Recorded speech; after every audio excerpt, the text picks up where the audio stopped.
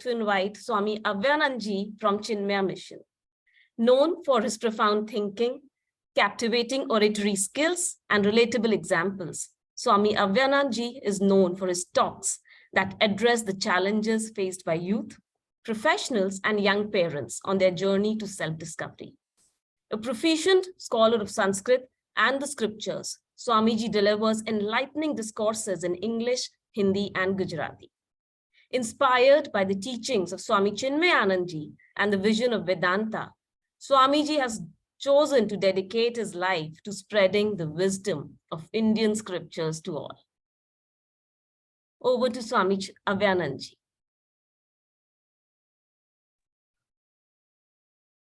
Hari Om, Namaskar everyone.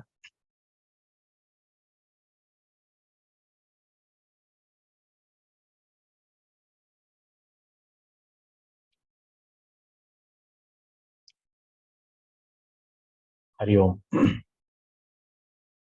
Om Shri Chinmaya Satgurave Namaha. Today's topic for discussion is under the C20, diversity, inclusion, and mutual respect. When we look at our scriptures, I speak from a background of Advaita Vedanta as expounded by Bhagwan Adi Shankaracharya ji and the entire Parampara. We see in the knowledge of Vedanta, everything comes up, springs forth from that one indivisible truth.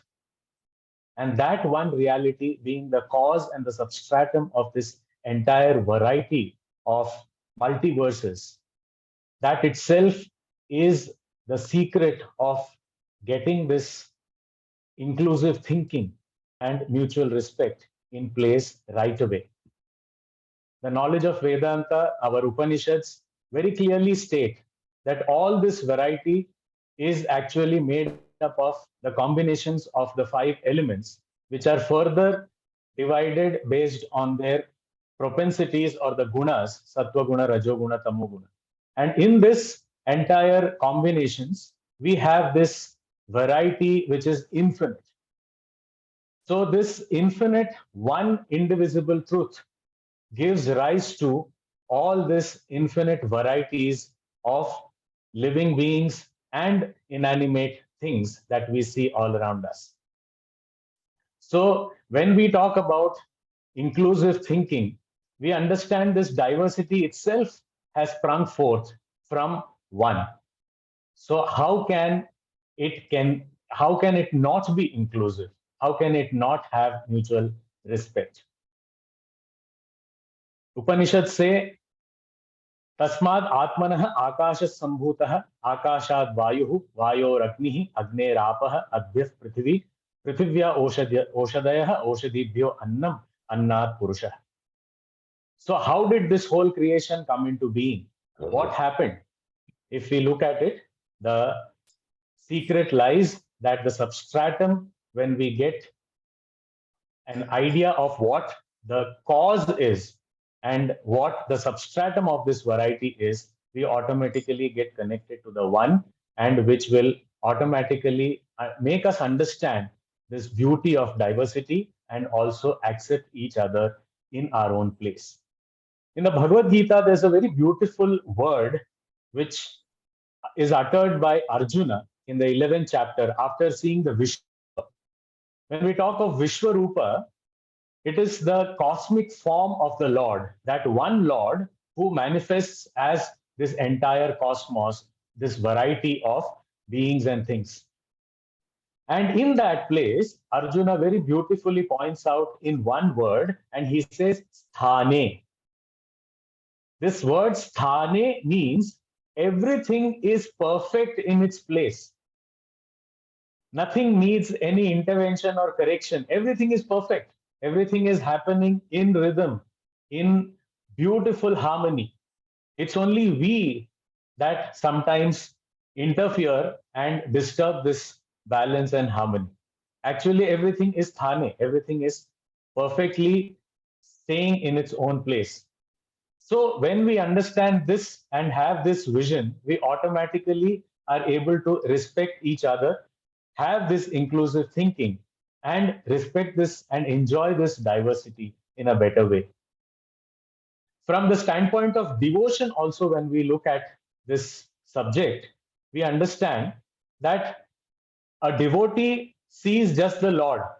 In fact, in all our devotional texts, Bhakti Granthas, we find that there are only two characters, whether it is Ramayana, Bhagavad, all these different Bhakti Granthas, also we find that there are actually just two characters, and which is one is Bhagwan and other is Bhakta, the Lord and the devotee. And for every devotee, his or her focus is just on the Lord. And this is the language of devotion. And when my focus is just on that one Lord, who pervades everything, who is taking care of everyone, who is the father and mother of the universe, I really don't mind the diversity. In fact, I respect and bow down to this beautiful universe that has been given to us. A parent provides for the child, and the parent does not give the same design of shirts or same type of things to the child. Even a mother cooks food, the mother gives variety to the child. So that's what is beauty. So the parent of the universe is the Lord, and he will give variety.